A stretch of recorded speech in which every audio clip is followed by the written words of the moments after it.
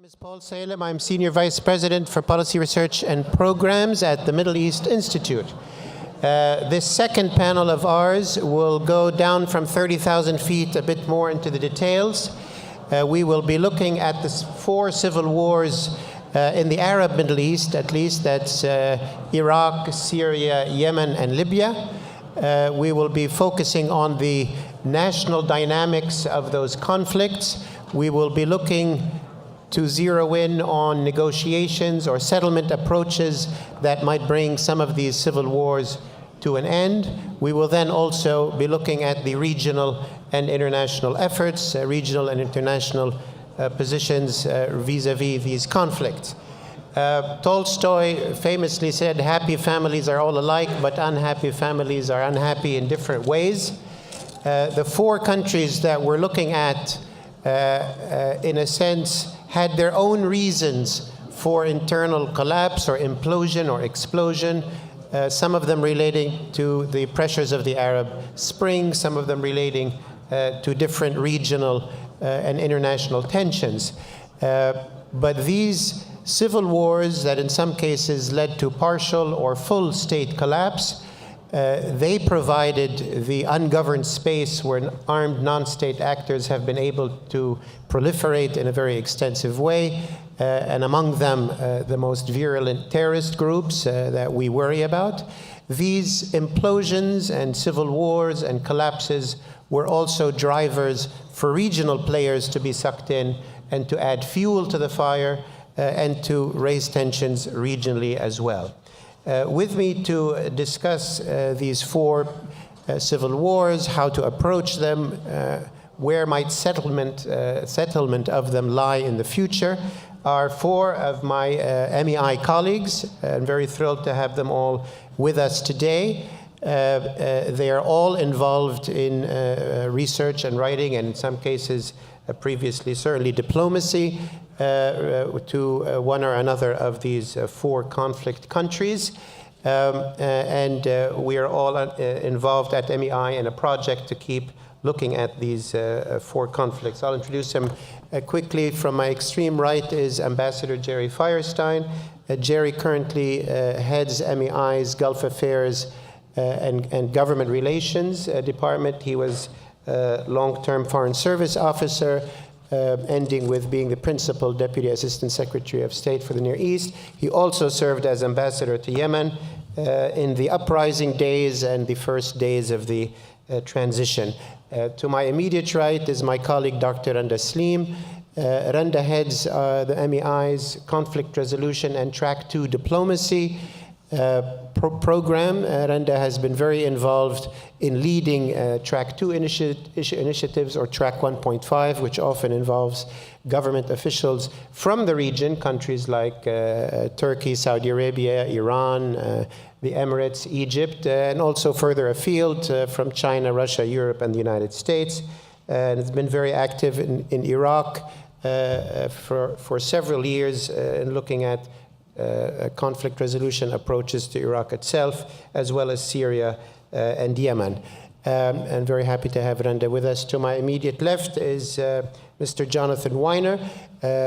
Jonathan is an MEI scholar, and he was also the U.S. Special Envoy to Libya with Secretary Kerry, and it's great to have you with us, Jonathan.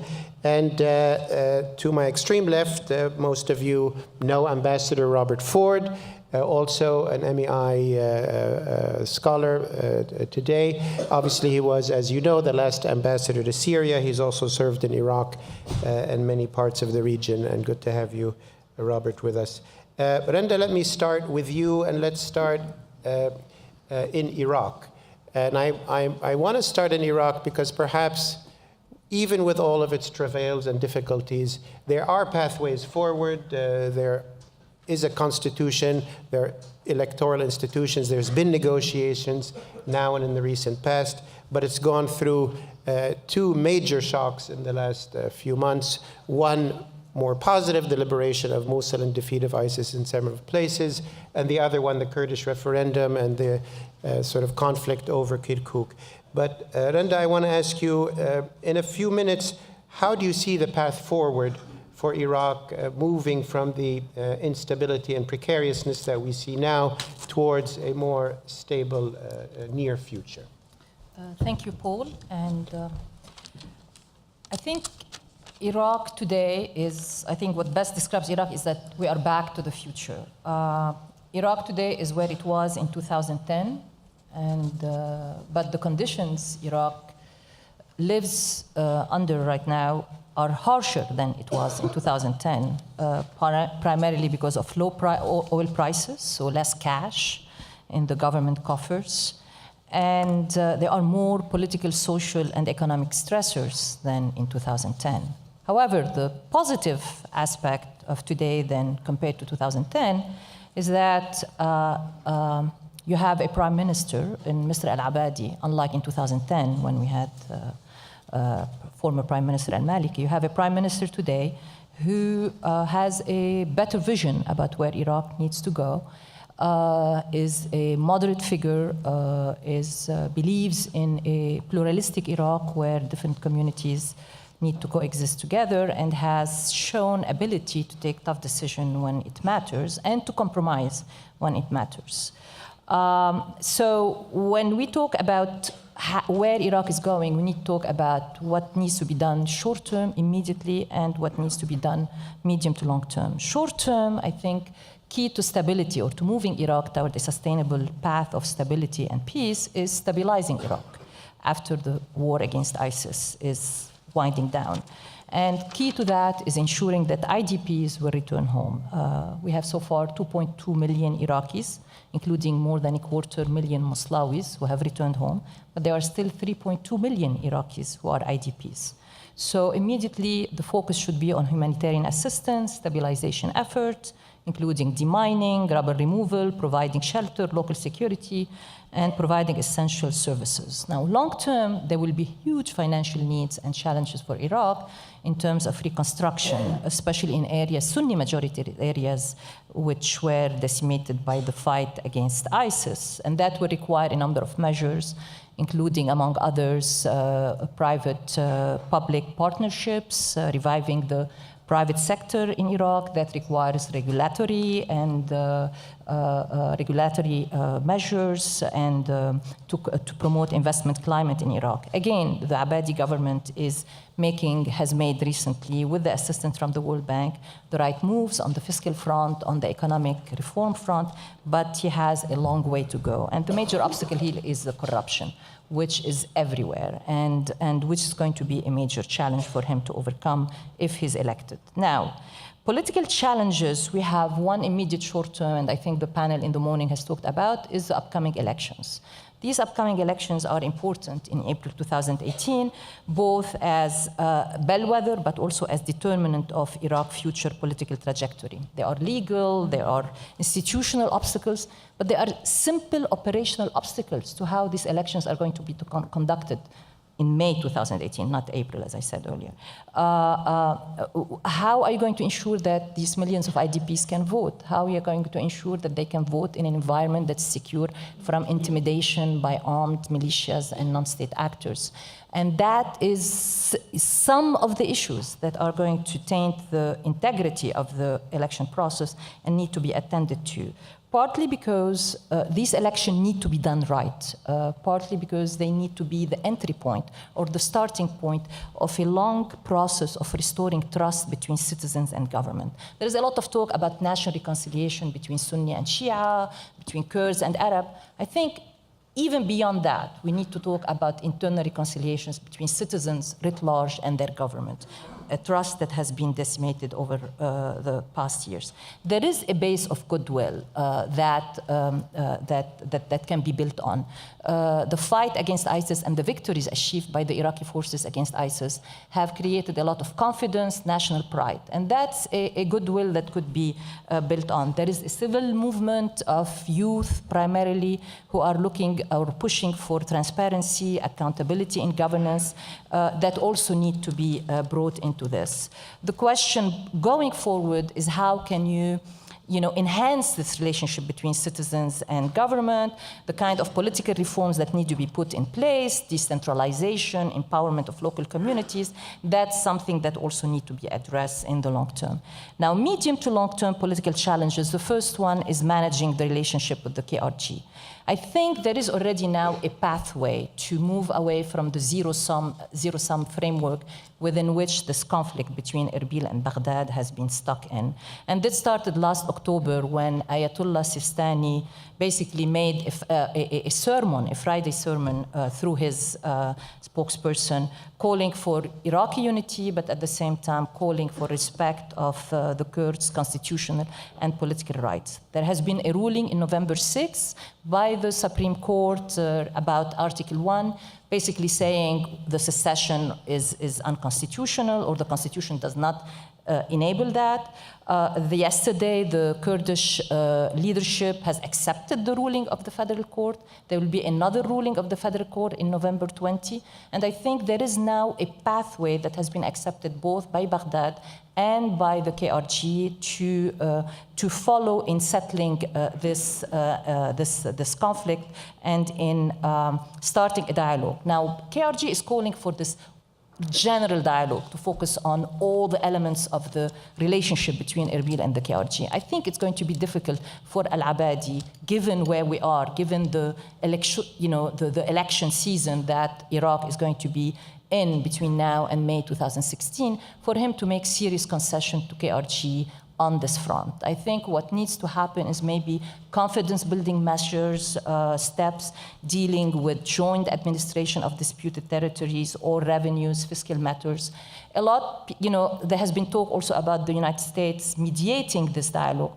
I happen to think that the United States need to work in a supportive, behind-the-scenes role. There is already a strong negotiation infrastructure and architecture that has been in existence between the KRG and Baghdad, and that needs to be supported and cultivated and pushed forward.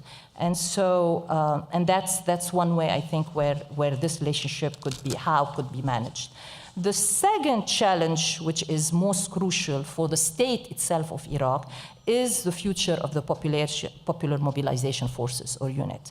There is a November law which deemed the PMF as part of the Iraqi security system, but the law did not outline what's the future of the PMF. I think in thinking about the threat or the challenge that the PMF poses to the state of Iraq going forward, I think there are two questions that need to be addressed.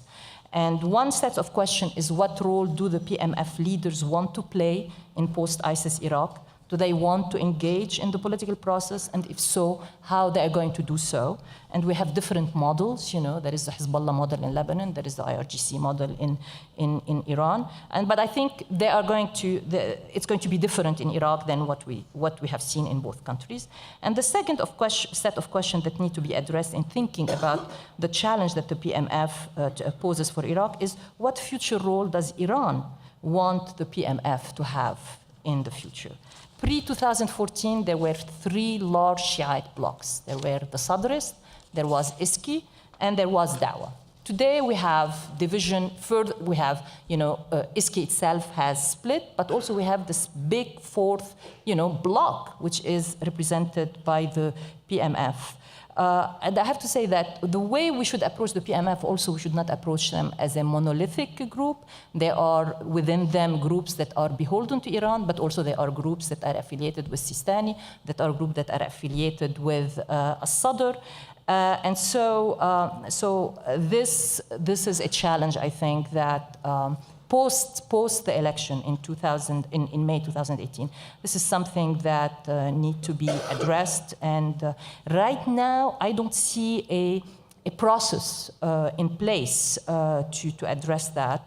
The Iraqi government is talking about DDR processes going forward, maybe, but it all depends on how the elections, what will be the outcome of the elections, and what role or what position the PMF leaders will have after the elections. I will stop at this point. Thank you, Randa. Thank you, really masterful and concise, but very clear. exposition of some of the trend lines. Let me, though, ask you about the Arab Sunnis. Yes. Their absence of leadership, where do they Correct. stand? Yes. And how do they fit in to the system? Look, there is a major problem when you talk about reconciliation, national reconciliation in Iraq. And you and I have traveled to Baghdad in the past and met with a lot of leaders from Sunni and Shia. And the first question that Shia leaders will say, okay, if we're going to reconcile, who are the representatives of the Arab Sunni community in Iraq? There is definitely how to say, the Sunni Baghdadi leaders, if we can put it, or the Sunni leaders that are in Baghdad, from Al-Nujayfi to Al-Jabouri, have a problem in terms of how much they speak for the Sunni community. But at the same time, between now and the election, I don't see the possibility of other Sunni leaders emerging beyond what we have today. So I think for the next cycle of election, what we see in terms of Sunni leader is what we are going to get going forward. And that will impact how Sunnis themselves feel about who represent them, who speaks for them. The hope eventually is that there will be local voices emerging from different Sunni communities around the countries who have a stronger bond with the locals from where they come, and local communities where they come, and where they can be seen as better spokesperson of the needs of the community and the aspiration of the community. Look, national reconciliation eventually needs to happen. But the question is how. There have been now a number of proposals about this grand deal. You know, Al-Hakim made a proposal about a grand deal that need to happen between Sunni and Shia. And Al-Sadr made another proposal, a little bit an amendment of what Al-Hakim proposed. But then you have two different proposals also from Al-Nujayfi and Al-Jabouri within the Sunni community about what this deal is going to be. Eventually, there need to be some kind of a national dialogue. The problem is that there is reluctance on the part of the Shia communities to engage in this because they are not ready to make any concessions, feeling that they are now in a strong position and this is their time. And on the other hand, the expectation of the Sunnis from this dialogue are, in my opinion, too high. They are unrealistic, unpragmatic. There is a demographic reality today, there is a political reality today, and the Sunni community and the Sunni leadership need to understand that what they can get from, in terms of political inclusion and political partnership going forward, is going to be much less than what they would hope to get. And so both communities, the leaders of both communities, need to sell this message to their respective constituencies. The Shia leaders need to sell the message to the Shia communities. We need to make concessions. We need to change this political partnership in a way that makes the Sunnis feel inclusive and own the political process. And the Sunni need to sell the message to their communities that we cannot restore the status quo ante. That is gone. And right now, I don't think they are ready there. And partly it has to do with the presentation. Partly it has to do with the fragmentation inside the Shia community, but also it has to do with the fragmentation inside the Sunni community. Thank you, Randa. Thank you very much. Jerry, let me turn to you. When you were in Yemen, the transition seemed to be kind of a positive example of post-Arab uprising negotiations followed by transition. There was a national dialogue conference that kept ongoing, and then we had the events both internally with the Houthi movements, Ali Abdullah Saleh and their opponents, and then external intervention and a very serious humanitarian disaster, let alone the political mess. But let's try to look at the pathways towards positivity. There have been peace talks in Geneva, in Kuwait. There's a UN envoy. The Yemenis have fought and then agreed in the past. It's not a pattern that's very unfamiliar to them. What would you identify as, where are we between now and some potential settlement of this conflict? What is going on? What still needs to go on? Thanks, Paul. And you're absolutely right. What I would say is that particularly the events over the last week or 10 days have highlighted the urgency of finding a way forward. as you said quite correctly, although there was some optimism a year and a half ago that indeed we were about to see a political resolution to the conflict, that negotiation in Kuwait did not succeed in the end in finding a way forward. And in fact, since that time, both on the political and the military front, the conflict has been frozen. Ismail Old Sheikh Ahmed, the UN Special Envoy, despite his efforts, has not been able to convince the two sides to come back to the negotiating table. Particularly, the Houthi side has indicated that they no longer have confidence in the UN process. And in fact, the last time that Ismail was in Sana'a, he was attacked physically by Houthi elements. So we have a stalemate on the negotiating side. In the meantime, there has been little movement on the front lines of the military. The coalition is in control of most of the territory of Yemen, including Hadramaut and areas in the east. And the rebel coalition, the Houthis and Ali Abdullah Saleh, control the north, much smaller area, but 75% of the population. So there has been very little movement. And then what we saw last week, the firing of a longer range missile, apparently an effort by the Houthis with support from Iran and Hezbollah, appears intended to increase pressure on the Saudis and embarrass Riyadh. So we see a potential for an expansion of the conflict and deepening the proxy element of the conflict in a way that's quite dangerous, not only for Yemen, but also for the region. So there are three levels that we should talk about in terms of a way forward. There's an effort to address the humanitarian element of the conflict, and then secondarily the military conflict, and finally the political elements. And what I would say is that the events of last week, and particularly the coalition response to the firing of the missile towards Riyadh, underscores the urgency of addressing the humanitarian crisis now and separating it from the discussion of the other two parts of the conflict. And I think that it's important at this juncture for the international community to insist that the coalition reopen commercial air traffic as well as the ports. There was a report I saw this morning that the Saudis had struck the Sana'a International Airport again, obviously a step in the wrong direction. When Dr. Rabia from the King Salman Center was here a few weeks ago, he had pledged at the time that the Saudis would ensure that all humanitarian shipments would be cleared for delivery to Yemen within 48 hours of the request.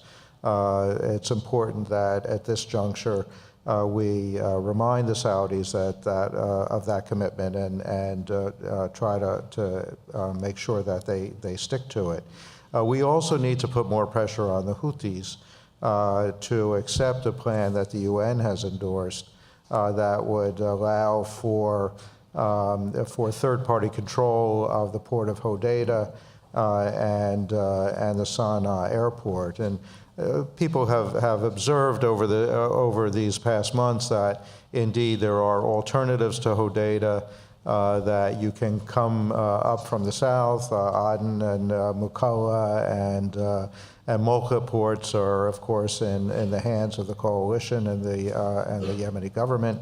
That's true, but the fact of the matter is that Hodeidah for many years has been the main port of entry for the north part of the country, and we shouldn't underestimate the significance of allowing that port to operate. Same thing for Sana'a International Airport. And the bottom line has to be for all parties that humanitarian relief cannot be held as hostage to the political and military conflicts. We do need to address it. I think most of the people in this audience are familiar with the elements of the humanitarian challenge in Yemen, not only the famine, but also the cholera epidemic. So we need to address that. On the political side, the approach that Ismail has taken is in fact a framework that has been established by the international community, including the United States and all of the members of the UN Security Council, composed primarily of recognition of the GCC initiative and UN Security Council Resolution 2216 as the core elements of a peaceful resolution. Although, as he negotiated, Ismail indicated that there would be some flexibility, particularly in the implementation of 2216. It's important, in my view, that the Yemenis understand that, in fact, these are key elements of the international community's views on how to move forward on this, and that, in fact, we do have certain requirements in terms of how the parties are going to resolve this conflict. In particular, in my view, that a political transition which is supported by the international community, and we shouldn't forget that the GCC initiative was negotiated by and with strong assistance of the international community, the UN Security Council, as well as the GCC, and that it is a reflection of our view of a legitimate blueprint, a legitimate road path for a way forward, and that also that agreement, which does reflect the views of the international community, shouldn't be overthrown in what amounted to a coup d'etat. So we need to make those points clear. But having said that, I think it's also important to remember that what we're facing here is primarily a Yemeni civil war. This is not a regional conflict primarily, although there are elements of it. It is an internal matter, and that at the end of the day, the Yemeni leadership and the Yemeni people are going to have to determine the way forward and what is an approach that suits their needs. As we move through this process of negotiation, and I do think that the UN role is going to remain extremely important and central as a way of facilitating and coordinating and providing a framework for negotiation. As we move forward, I think it's important that there be confidence that the negotiators are in fact committed to a successful result, a successful conclusion to the negotiation. And I think part of the problem that we're confronting here is that there's a strong sentiment among many of the Yemenis that in fact many of the people who are sitting at the table trying to negotiate an end to the conflict are in fact people who are benefiting financially and in other ways from the continuation of the conflict, and perhaps not doing as much as they can or should be to resolve their issues. The good news is that, in a way that's very typical in my view of the Yemeni approach to things, on the margins and quite apart from the UN process, we do have a number of Yemeni political leaders and others who are engaged in their own efforts to find solutions to some of the obstacles.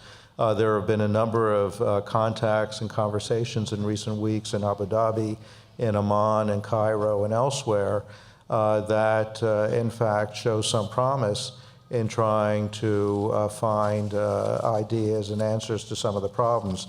And what we need to do, I think, is find ways of channeling some of those ideas back into the UN process and see whether that can be a way of priming the pump for a resolution of the problem. So, in terms of the way forward, what I would say is one, that we have to immediately take urgent steps to address the humanitarian crisis. We need to reinforce the point that collective punishment is unacceptable. We also have to make the point that both sides have responsibility for imposing obstacles on the distribution of assistance, and that both sides need to be pressured to cooperate in fixing problems. Open the port of Hodeidah, the Sana'a airport, the land border crossings, which was another commitment that the Saudis had made, and also to remove obstacles to the internal distribution of relief to all elements of the Yemeni population, regardless of where they are on the political side. We also need to resolve the issue of the central bank and its operations, keeping in mind that contributing to the humanitarian crisis is the lack, frankly, of cash, and the fact that 25% of the population of Yemen was dependent on either salary payments or other kinds of relief payments from the government, that those have stopped for many months because of the collapse of the central bank. And that even if food is available, even if medicine is available, many people can't afford it because there's no money in the economy. We need to resolve that. On the elements of a political agreement, I think that still the focus of what we do right now has to be an agreement between the two primary adversaries in this conflict, that is the Hadi government and its allies on one side, and the Houthi Ali Abdullah Saleh alliance on the other side, that in the short term, the effort to stop the fighting and to get a basic agreement in place has to be resolved between those two sides.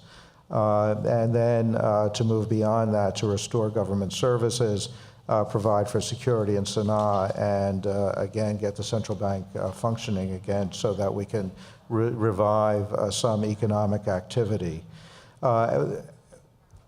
It's understood, I think, that there are other issues that still are on the table that still have to be addressed and resolved at some point. But I would say that at this juncture, those are secondary, and that the focus has to be on the basic elements of a deal that would allow for a continuation of negotiations in Sana'a. That we should be focused on keeping this round of negotiations simple. Stopping the fighting should be the top priority, and then other issues can be addressed later on. Again, both sides need to take steps to reassure the population that they're serious about finding ways out. There are too many questions about the commitment of the negotiators to end the fighting. And then to make two final points. One, on two issues that won't work. One is that there are still some people who are looking for a role for Ali Abdullah Saleh to somehow manage a negotiated solution. My own view is that Saleh can't play a positive role. One is that he's not trusted by anybody now, including by the Houthis, and that he has little or no influence on the negotiations. Having said that, I would also say that the General People's Congress, his party, does need to be a party to the negotiation. We need to find new leadership. GPC is the party of government in Yemen. And then the last point is those who would argue that we should expand the negotiations to include women, civil society, youth, Southerners. Although I think that later on there does need to be some new negotiation that involves them, I don't think it's now. We've already been through many of the issues that people want to put on the table that were addressed through the GCC initiative and the National Dialogue Conference. There's no reason to believe that trying to introduce those elements now would lead to a better result. In fact, I think it would probably be worse than what we got from the NDC. And it would take years to organize that kind of an expanded negotiation. So I think that we should get the fighting stopped, address the humanitarian issue, and then save the other issues for later. Thank you, Jerry. Thank you very much. I'd asked each of the scholars to prepare, as you see, kind of a detailed blueprint of how they see things going to try to cover the bases in their initial statements. And Jerry, thank you for that. Jonathan, let me turn to you. Libya also had bright spots, unlike sort of more violent situation in Syria, but an attempt at transition, an attempt at negotiations again and again has sort of not led to an outcome. There was a UN agreement that led to the GNA. There was recent diplomacy by the French president where both Haftar and Sarraj committed to a number of things, and now we have a new UN envoy, Randa Slim, with a fresh blueprint. How do you see potential steps forward in ending the conflict in Libya? First, in order to make progress in Libya, and I think probably in general in these civil war situations, you need to have one diplomatic process, not competing ones. If there are competing ones, people will forum shop. In 2014 and 15, we got to where there was one process. In 2015 in particular, it wound up with the Skhirat Agreement, which was due to last a year, maximum 2 years. That period of time winds up, depending on how you think about it, in December, in January, or maybe in April. But it's pretty much done, which suggests that there's going to need to be something further. So first principle, one process, not competing processes. It's great to have senior people from France and Italy meeting with senior Libyans in Russia, but everybody needs to be directed back to one process. Second principle, sponsors must tell their clients, you have to participate in that process. We won't support you in unilateral solutions for the country. Because if sponsors choose to support clients going different directions, the clients will gladly take advantage of the arms or the money or the political support to avoid having to make tough compromises, and they won't. There will never be concessions. Skhirat resulted from literally every regional actor and the P5 and everybody else involved, all pointing anyone they had a relationship with, say you have to go participate in this process. You can't go your own way. I watched the Qataris do it. I watched the Emiratis do it. They were not fully aligned in any number of areas, but they told their clients, you have to deal with Skhirat. Very important. Third principle is there have to be benefits for people throughout the country. Libya will not return to a Tripoli-centric state where others have to beg Tripoli for bargains. The Gaddafi system is broken. The revolution broke it. Any deal is going to have to be reward more than one region. Notably, the Skhirat Agreement had 9 members of the Presidency Council, which was at least maybe 6 too many. 3 regions in Libya, typically seen to be 3 regions, so some people call Misrata a 4th region. The 9 were distributed among the 3 regions, representing South as well as Cyrenaica and Tripolitania. So those are 3 core principles. The Skhirat Agreement at this point is stalling out, but there is a Government of National Accord, at least in name, accord. It does function some, it controls some resources, and most importantly, it has been backed to the extent that other parties who would like to be the government, and particularly those in Tobruk and Beta, have not been able to take advantage of Libya's oil. So maintaining unitary control over Libya's oil, which after all is pumped from south to north, going through all 3 regions, with infrastructure going from the southern fields up to the ports in the north, and northeast and northwest, it isn't simple for anyone to capture it unless they capture the country. And so those who have suggested partition on napkins, like the short-lived White House advisor Sebastian Gorka, need to recognize that Libya's oil doesn't follow the patterns that can be drawn on a napkin, and that therefore dividing the country up, even in terms of that core resource, is not practical or feasible. It would lead to more conflict. So what does Libya have to work with as you try and get to a peace deal? Well, it is a rentier state. Most Libyans, one way or another, are supported either directly or indirectly by salaries, regardless of whether they're working. That is, whether they're going to jobs. Given that, that creates a stabilizing element to Libya under most circumstances and gives almost everybody something to lose, something they don't want to give up. So by stabilizing on the one hand, it also limits the dynamism of solutions on the other. But it's important to continue to think about that. Most Libyans continue to get salaries. Nobody wants to give up what they have, and you also can't blame people for not wanting to give their enemies more than they have already. A further stabilizing principle, which you need to think about from the point of view of what it can buy you or what it can get you, in addition to what its limitations are. So there is a UN roadmap again under Hassan Salem, and it's a good, sensible roadmap. The roadmap begins with reforming the Presidency Council, bringing it down from 9 to 3. Then you have to agree who the 3 are.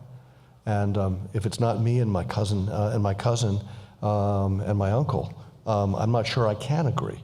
But you have different cousins and different uncles, everybody at the table. Yes, that's why it's going to take a while to get to a reformed Presidency Council. I'm not sure it's going to happen. But that's the first part of the roadmap. The second part, and with that roadmap, is some agreement having to do with security. Last year, General Haftar's colleagues came and met with me as I was on my way out from being special envoy and said, it's all right, by Christmas, that is by Christmas 2016, General Haftar will have conquered the country by a mixture of conquest and acclamation. He also was going to conquer Benghazi in 2 weeks, beginning in June 2015. So there are these kinds of announcements from time to time. The people who I continue to talk to, continue to tell me military conquest is not going to work. The country is not going to rally behind a single figure to take over where Gaddafi left off. That brings you back to a pressure from the outside to cut deals with one another. As Ambassador Feierstein said about Yemen, ultimately Yemenis have to decide their fate together. Well, it's the same with Libyans. So what we can do is to discourage sponsors from encouraging Libyans to act badly, and have sponsors and have other countries, regardless of whether they're sponsoring, push them consistently towards having to get a deal. Now, what produced progress before? Well, in part it was ISIS produced progress, as we heard when it came to Iraq, the pride of defeating ISIS. The Misratans worked closely, and the Tripolitanians, with the United States government to go after ISIS. The extremists in Derna kicked ISIS out of Derna after inviting them in because they weren't Libyans, and non-Libyans were trying to tell Libyans what to do. Libyans don't like anybody telling them what to do. So we don't have, unfortunately, an economic crisis. We don't have a political crisis, and we don't have a security crisis right now. We did, and that helped lead to Scarab. What we have instead is human misery, human suffering, anxiety, depression, fear, lack of opportunity, a slow disintegration of existing institutions, slowly deteriorating and providing less, lots of periods where there's not enough electricity, bank crises, people unable to get their cash, the banking system not working very well. That's miserable. And water could get worse, and electricity could get worse, and healthcare has already gotten worse, and education has gotten worse. So there's these ongoing pressures, which younger people in Libya in particular don't want the previous generations who are still running things to continue to perpetuate. But Gila Sawa, the Speaker of the House in the East, for example, has had more power and more money to spend than he would have ever dreamed about having. He doesn't want to give that up. Can't blame him for not wanting to give it up. It's in the interest of the country, so the country move forward, but it's probably not his. And that's another theme we've heard already, of people not wanting to give up what they've already gotten, and revanchism on all sides. So what can we do? First, the United States and Russia, China, UK, France need to be on the same path supporting the Salem plan. The plan, again, is reform the PC, national conference, then get to elections. That's the gist of it. Need to support the Salem plan, absolutely everybody. Egypt, Turkey, Qatar, UAE, Saudi, all need to support the plan. Algeria, support the plan. Morocco, support the plan. Malta, support the plan. Italy, support the plan. It's nice to recognize individual Libyans and bring them together with senior people, prime ministers, presidents, that kind of thing. They need to be told, get with the UN plan if you want to meet with me again. No alternative. If sponsors cut their clients off and tell them that if you don't deal, we are cutting you off, that would do a lot for Libya. Mostly Libyans are not killing one another. There are relatively few Libyans who have lost their lives from of friends and family who've been killed by political opponents. This makes Libya in a much better shape than the other countries we're talking about here. And they all have some stake in the current system. So get everybody together, get them together in support of a UN plan with the principles I talked about early. Insist that nobody gets the oil. The single most important thing we did is we stopped efforts to divert oil. Now, that was undermined when Russia decided to allow the folks in the East to have unlimited amounts of money printed by the Russian state printer. It was fake currency. We pushed hard to discourage the Libyan government from allowing that currency to circulate, the GNA government. Because of liquidity crisis, they said, okay, let it circulate. That in turn has produced a devaluation of the dinar. The other thing we can do is we can continue to encourage the Libyans, eliminate that black market, revalue the dinar. That brings everybody's salaries down to a lower level, results in less spending and more misery. That more misery, you also at the same time have to get rid of subsidies. That greater misery may in turn impel from the bottom pressure on the political leaders who are interested first and foremost in taking care of themselves to take care of Libyans generally. And that pressure to bring about a roadmap.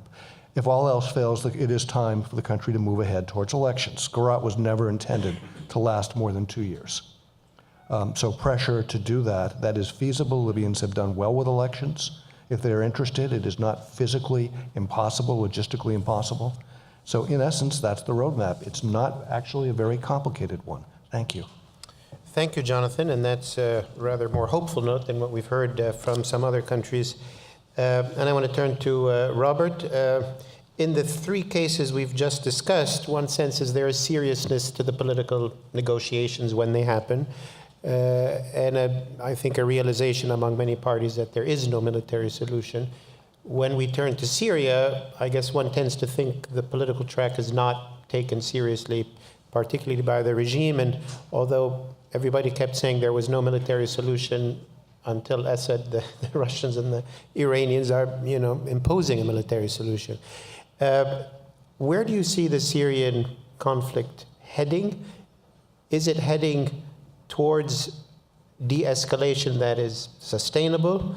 Is there any life still in any political process, whether it's Geneva or Astana, or is there a third gray zone that we're heading into? Your thoughts? Thank you, Paul. I hate going last and being the real pessimist in the group. Couple of thoughts. Number one, there is still hope. We saw it most recently over the weekend with the joint American-Russian statement issued during President Trump's visit in Asia. There's still hope of a political settlement in Syria. And the joint American-Russian statement mentions such things as preparation of a new constitution, holding elections under UN supervision, withdrawing foreign forces. It was a great list. It was great. I liked it. But I don't know that it was particularly realistic. And I was very struck by an unidentified State Department official's comment that Syria will end up looking kind of like Iraq in 2004 or 2005, which I guess it's a low bar, so yeah, maybe it would be better. But even that I don't think is attainable, and here's why. Number one, Syria is not a constitution problem. This isn't a problem that a new constitution can fix. The Syrian existing constitution may not be a perfect document, but it's not really what the conflict has been about. It's a conflict about a complete absence of rule of law. And if you have no rule of law, if you have a police state that acts with total impunity, then it doesn't really matter what the constitutional text says anyway. So I've always thought this idea of a new constitution in the context of an unrepentant, unreformed, all-powerful police state, especially one like Syria's, a new constitution is kind of irrelevant.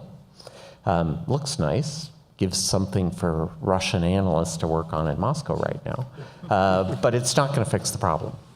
So then there's a question of elections, and I think the American State Department official was probably thinking back to our time in Iraq in 2005, 2006, when we held a series of elections, even under difficult security circumstances. But there was a huge difference. The Americans dismantled Saddam Hussein's police apparatus. It didn't exist. Frankly, CIA was running it. And we were cooperating with the United Nations. We were pleading with the United Nations to come forward and help. And frankly, under a guy named Carlos Valenzuela, UN official, he was fabulous. And we organized a series of reasonably credible elections. But in Syria, the police state is there. It's not been removed, and it most certainly doesn't answer to Westerners. And the idea that it's going to allow a free and fair election, I really think about that. Think about that for a minute. The United Nations tell it what to do. The United Nations can't even oblige the police state to allow food in to besieged areas. Even the Russians can't oblige the police state in Syria to allow food convoys through. The police state opens and closes the taps according to what the police state wants. And so elections, you could hold elections, but they're not going to result in the kind of power-sharing transitional government that that American-Russian joint statement was talking about. So I have to say I don't see much hope for the kind of political solution that's in that statement. Some other people, both in government and outside, have suggested, well, then the way to go forward is to decentralize and allow local administrations to run affairs with minimal reference back to Damascus. That has two big problems. Number one, police state is still there, hasn't gone away. And second, there is very little local administration in existence in Syria right now. It's largely been destroyed. If you look at places like Homs and Aleppo, which the government has retaken, or Deir ez-Zor, which the government is in the process of finishing the recapture of, it's been destroyed. There are functioning local administrations in some of the opposition-held areas, but how has the government reacted to those? Well, number one, it keeps attacking them. And number two, when it takes them, it immediately dismantles whatever local administration the opposition had set up. And we've seen this consistently, whether in Homs in 2012, 2013, or in the area around Damascus. The government's been, Aleppo, same thing. The Syrian government's Ba'athist ideology has no space for decentralization. The country has no experience with decentralization. In Iraq, the Americans pushed on it very hard, and we had leverage. We have no such leverage in Syria. So I don't think the decentralization is going to work either. What I do see instead is the Syrian government continuing to gnaw, continuing to nibble, continuing to probe, to attack on a very localized basis, village by village, neighborhood by neighborhood, extending its reach. When the Russians announced the first ceasefire with the Turks and the Iranians last January, the Syrian government immediately turned around and attacked the town of Barada outside of Damascus, which is one of the main sources of water for the capital. Did it right under Russian eyes, right under Iranian eyes, right under UN eyes. No one did anything. And that pattern has continued throughout calendar year 2017. And I see no sign that it's going to stop. Earlier this week, despite the Russian declared de-escalation zone of the eastern Ghouta, the eastern suburbs of Damascus, the government has been heavily bombing areas that the opposition still holds and has been probing and attacking with Iranian forces, Iranian-backed militias, and what's left of the Syrian Arab Republic's army. I think that's what we're going to see, Paul, going into next year. This idea that there would be a ceasefire and the Syrian government would accept autonomous zones, I think is very hard. And I would apply that even to northeastern Syria. And I think that matters here in the United States, especially because that's where our forces are on the ground, roughly 500 to 1,000, and our Syrian Kurdish and some Syrian tribal allies. So let me talk about that for a second. Number one, the Syrian government is flat dead broke. One of its few likely sources of revenue is oil. Syrian oil is high in sulfur, it's low quality, but it is marketable and it is a source of revenue for a government that is desperate for revenue to rebuild. Desperate for revenue to rebuild. Guess where the oil is? It's behind the lines controlled by the American allies, the Syrian Kurds in the northeast, and the Syrian tribal allies, the Syrian Democratic Forces, so-called, down in the southeast. It's very hard for me to imagine that the Syrian government is going to accept that over the long term. They will want to retake it. The idea that revenue sharing, go back to the Ba'athist ideology, go back to the lack of administrators. Very difficult to imagine. So I would anticipate that the Syrian government, with help from Iran, will continue to nibble away at areas controlled by the American allies, basically daring us to do something about it. The Americans may react sharply, the Americans may say, to heck with it, and quit. I don't think the Syrian government is in a position to quit. Final thoughts then. As I think about a settlement over the really long term, 3 issues jump out at me. Number one, what do you do about all the foreign troops in Syria right now? The Russians aren't going anywhere. They've got their 2 bases. They've signed long-term leases with the Syrian government. They're staying. Iran and the Iranian-backed militias, mostly Iraqi fighters, Lebanese fighters, Afghan, Hazara fighters, they may withdraw some, but I doubt very much they're going to withdraw them all. They will have an invitation to stay from the sovereign, UN-recognized government in Damascus. So I don't think they're leaving either. This will really aggravate Israel, but I don't think the Israelis are in a position to change that. That leaves 2 other countries. The Turks have a troop presence up in the north, but they're not aimed at Assad, they're aimed at the Syrian Kurds.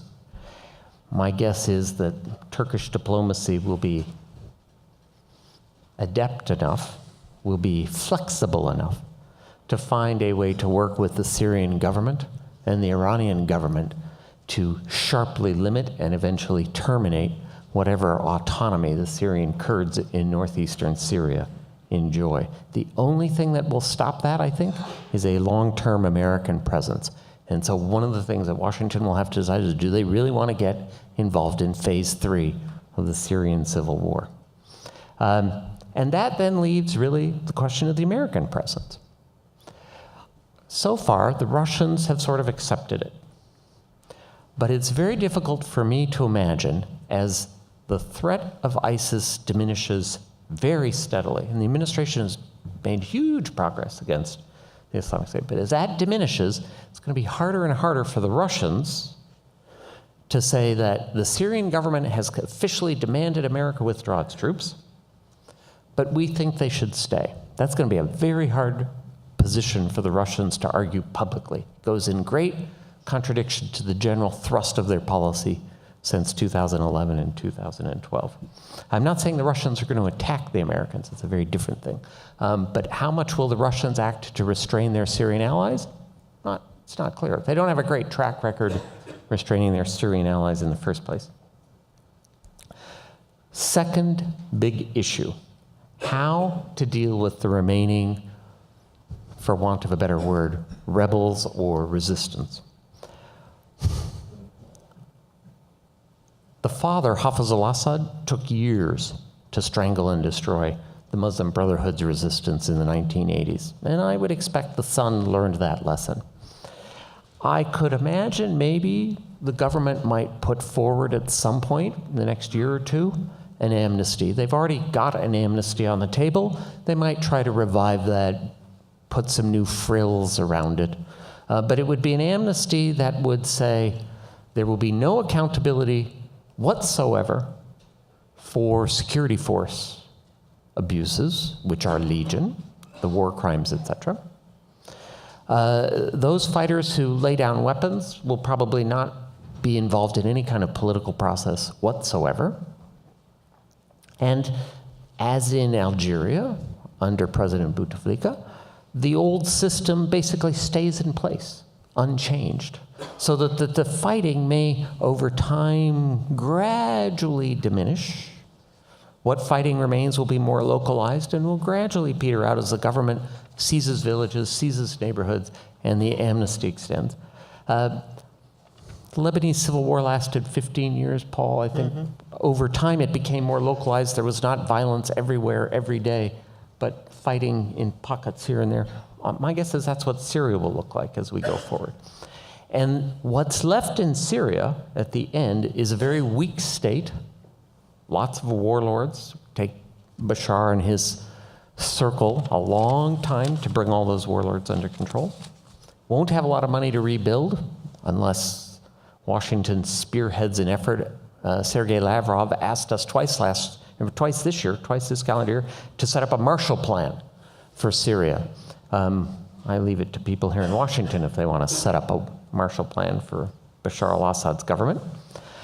If the rebuilding is slow and the police state is still there, some refugees will return. Maybe half of the 5 million, maybe a little more, maybe 60, 70%. But there will still be millions of Syrian refugees outside the country. And finally, long-term geostrategically, more than ever, Syria will be deeply entrenched in the Iranian camp in the ongoing conflict, competition between the Saudis and Iran. So, was there any optimism there, Paul? No, there was none. You were true to your word of being rather grim. Soon I'm going to turn over to questions to the audience. So those who have questions, please go to one of the two microphones. But I want to address a few questions to the panel. Randa, let me start with you. Lebanon used to be the poster child of having a civil war, and then a poster child of coming out of a civil war. I have a two-pronged question about Lebanon.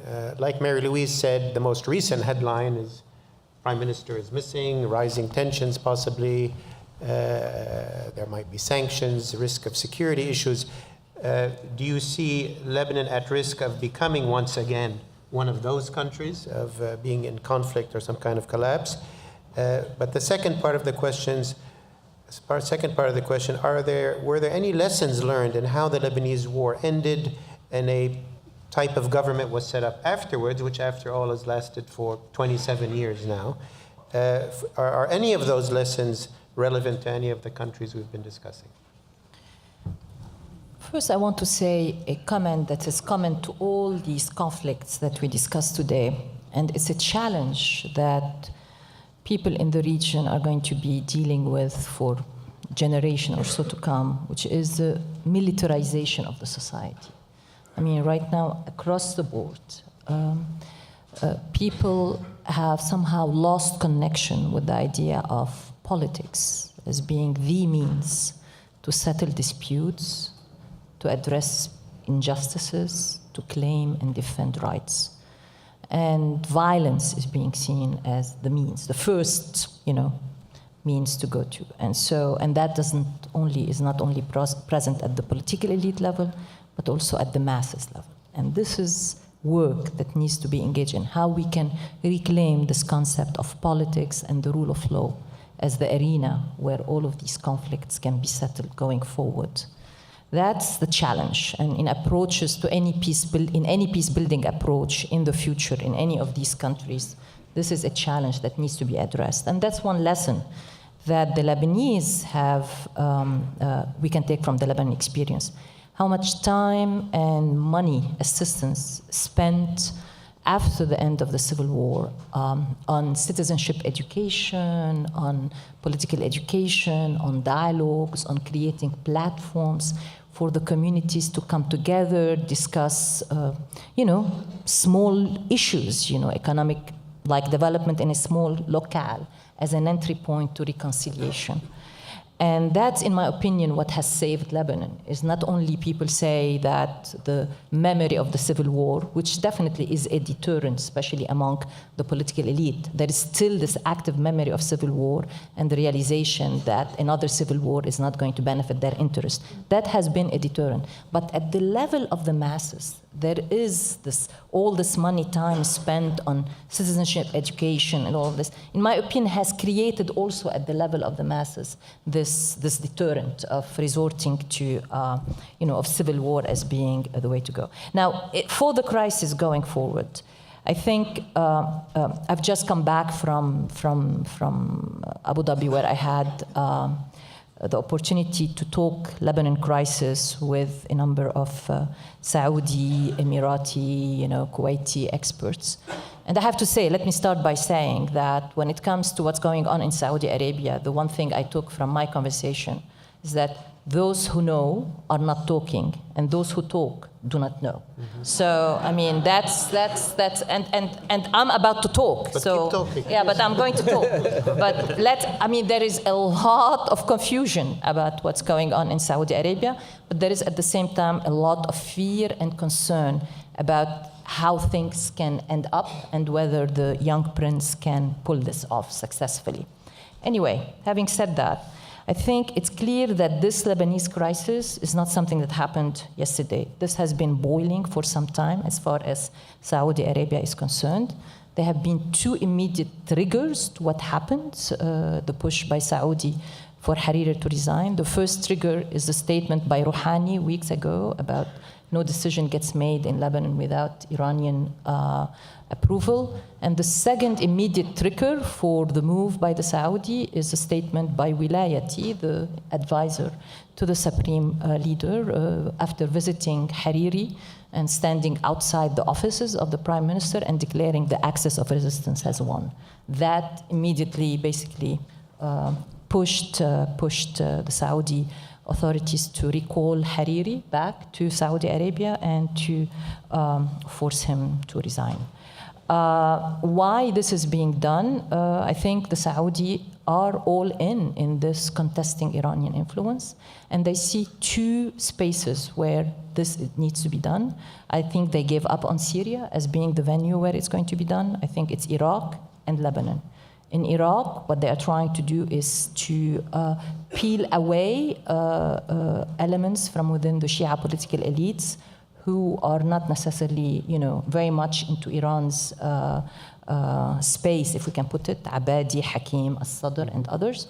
And in Lebanon, the goal is to peel away Aoun from so not only denying Hezbollah the Sunni legitimization, but more importantly, denying Hezbollah the Aoun presidential seal of legitimization. On the other hand, what will Hezbollah do?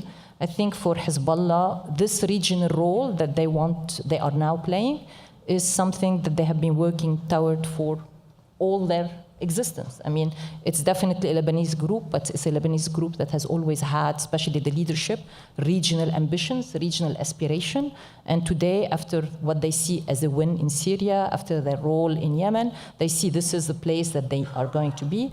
And I don't see them willing to make concessions to the Saudi, whether in Yemen or whether in Syria, because they see any concession making at this point will basically be a prelude to more concession making and to pushing them to.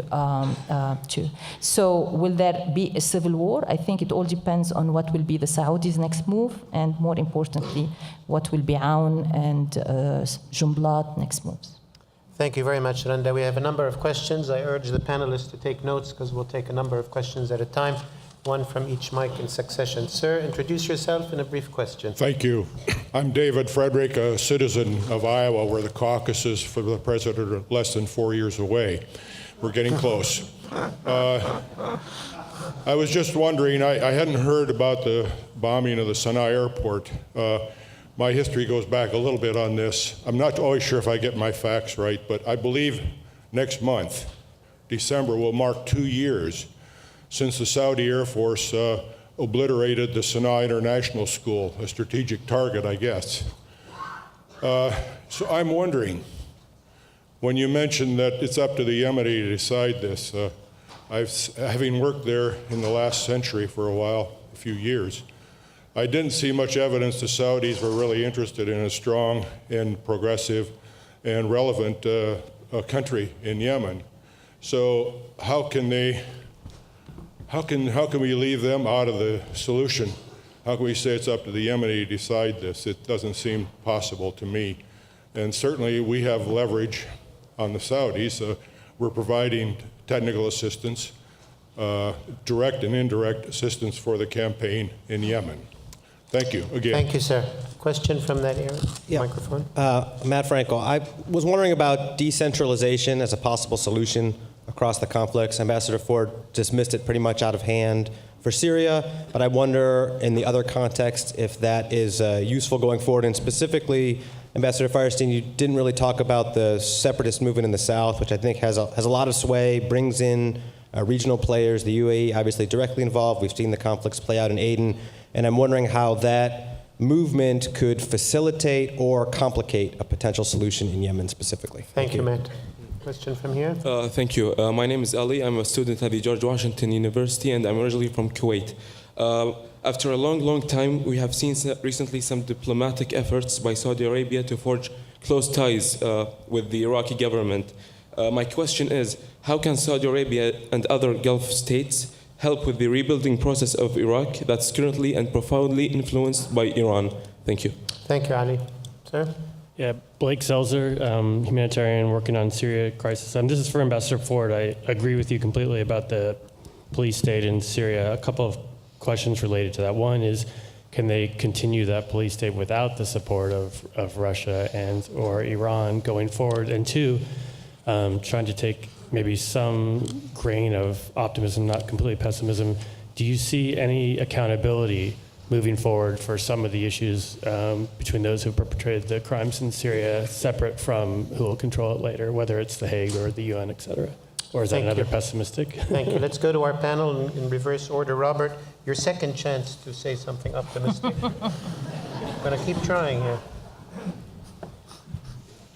Paul, you're going to send me back to my cubicle and say, don't come out until you're optimistic. Blake, two things. First, on the accountability side, there may be some tribunals set up. I can imagine that. I think there's a discussion about it. And several courts in Europe, including Spain and Germany, have agreed to hear cases related to alleged war crimes. Why do I say alleged? They were committed. Related to war crimes in Syria. I don't know how the individuals responsible for those war crimes will be held accountable if they stay in Syria or if they only travel from Syria to garden spots like Iran and Russia. Sudanese President Bashir has had indictments from the International Criminal Court outstanding for at least 7 years, and he's not been held accountable yet. And I think I say this with great regret, but I don't see how Syrian officials are going to be held accountable for the crimes that they have committed. In some cases, European countries are finding individual soldiers, fighters, from both sides, government and opposition, who've been responsible for crimes, and they're often in the refugee populations. And those people are being held accountable because they're on European soil. But I don't think the big fish in Damascus will take that chance. With respect to the continuation of the police state without Russian and Iranian support, it would be more difficult, but it would not be impossible. In particular, the Iranian support has been vital, and that support predates the uprising of 2011. But I don't think the state will completely collapse without Russian and Iranian support. And frankly, the Iranian support is going nowhere it's going to stay. Thank you, Robert. Jonathan, I wonder if you could take a question about decentralization, but really to touch on the even absence of a centralized state in Libya, let alone decentralization. But how would you address the challenges of state rebuilding, state building, and how much is needing to be centralized, how much might need to be decentralized? It goes to where you could have political impulse and administrative capacity function together. And so each state has its own differences in terms of the fundamental infrastructure. Libya worked for decades under Gaddafi with Gaddafi's impulse directing all the machinery to work. And the machinery was fundamentally focused on making sure the payment system worked, making sure the import of foreign goods worked, and of course making sure the oil was produced. This resulted in benefits to those who were closest to Gaddafi in Tripoli, and deprived from the point of view of those in the east with sufficient recompense for them. So the federalist movement in Libya is a movement by Easterners to grab more than they traditionally got. And the biggest functional barrier to success in Libya has been the sense of grievance by the East and the refusal by Easterners, therefore, to participate in deals with the West, because some of them really want to eat the entire thing. That is, to be able to grab and consume all the energy that is exported from Cyrenaica. So decentralization is absolutely essential. Localities can and do function in Libya, and if given more resources, if given revenue sharing to the community level, to city councils and that kind of thing, that could really help Libya a lot. But there would have to be political acceptance of that. Now, if oil prices continue to go up, they're at 60-something dollars a barrel right now, and if Libya continues to be capable of producing 1.1 million, 1.2 million, rather than the 250 million they were producing last year, right now it's right around 1 million. They could get up to 1.5 million and have energy prices be higher. They've got the revenue to be able to share if you can corral the political people to agree to revenue sharing and power sharing. I don't think that's impossible in Libya. It's very hard because enough people have enough of a competitive advantage in their micro market, forgive me for mixing different kinds of terms, to say, I can hold on to what I have and maybe get a little more by holding out, rather than by making concessions. And so the international's goal needs to be to say, okay, what are the incentives and disincentives we can apply to get them to deal with one another? And if they do, how can we have that include benefits to people at the local level? I haven't talked about the South, where the grievances are greatest. The South I haven't talked about because it's not as important to a near-term deal, though it's very important to dealing with making space governed, to giving Libya borders, and to addressing long-term participation of an important part of the Libyan population. So there are opportunities there. It's not easy, but the opportunities are profound in the case of Libya because the oil money can be divided up any number of ways. Thank you, Jonathan. Randa, on the issue maybe of the Saudi-Iraqi relations, and if you might touch on decentralization in Iraq. Quickly, I think one of the positive developments in the recent month is this progress in Saudi-Iraq relationship. Partly it's driven by realization within Saudi political elites that their decision post-2003 to exit the Iraqi political space has has let Iran contributed directly and indirectly to Iran playing the role it's playing in Iraq, and they are trying to reclaim that space in Iraq. And so you are seeing, economic relations, you are seeing direct flights, you are seeing visits, and now there is this Kuwait conference that's going to be done, I think, next month for the region to help and give assistance with the rebuilding of territories that have been liberated from ISIS, especially Sunni majority territories. So that's and reintegrating Iraq in its Arab neighborhood is key also to its stability in the long term. Again, I think a year ago when we went to Baghdad, you and I, the sense you get from being in Baghdad and talking with people at the time a year ago was the sense that this is a country that's somehow disconnected from its Arab neighborhood. And now I think the serious attempt that's ongoing to reintegrate it in its Arab neighborhood is a positive development.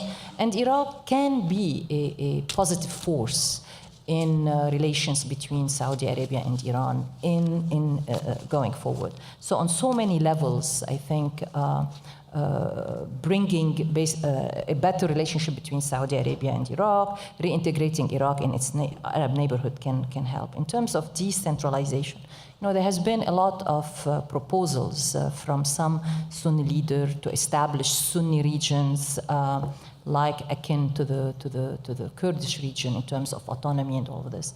I think there is more now realization of the need for the central state and for in terms of budgets, in terms of security, but also there is a realization by the central state, especially by the Abadi government, of the need to empower local communities, especially in terms of reconstruction, administering some of these funds, providing local security.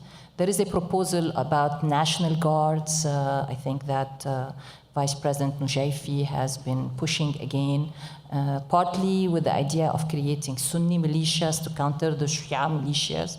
I think that is a recipe for instability.